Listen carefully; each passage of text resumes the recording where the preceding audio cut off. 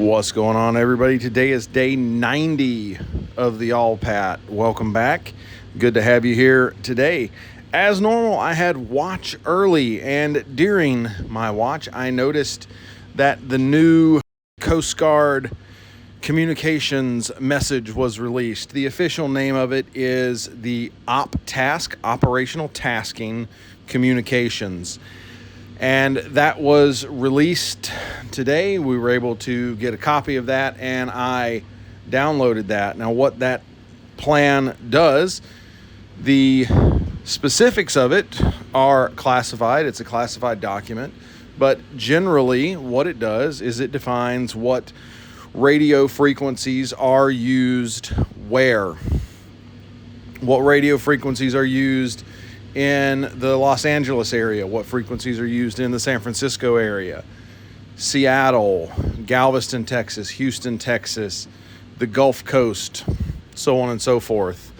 What frequencies are used for long distance, high frequency radio communications, where we could be out here in the Bering Sea and talk back to the communications command in Chesapeake, Virginia, and there are designated frequency assignments for all of that. And what is relevant for me is the designated pieces of encryption materials are listed on that OPTASK.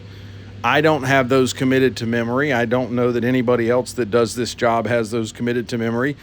That's why they're on partially. It's not completely on the paper. You have to reference it with other documents, but generally it is contained there, so that way we can look at this and that we can know what goes where.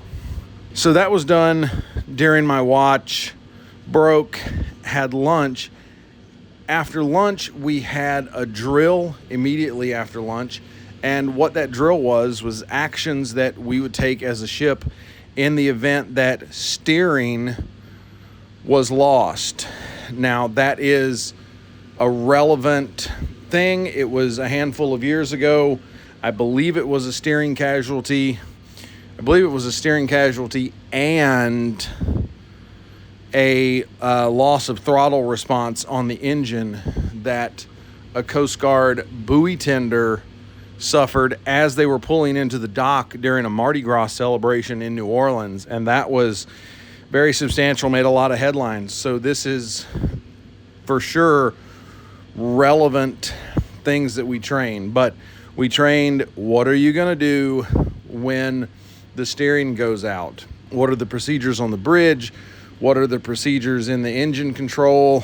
And what are the procedures in the aft steering spaces, and who has to go where? So we worked on all of those. Following that drill, we conducted 4 boardings. That is not typical. We do not do 4 boardings in a day very often, but we did today. And unlike most of the boardings that we have done previously in this deployment, there were no violations found on any of the boats. But that was today. New OPTASK comms in the morning, drill in the afternoon, boardings after that. A good solid day, not too busy, not too much wasted time either. With that wraps it up for today. I thank you for listening. If you have any questions, leave them down below. I'll talk to you again tomorrow.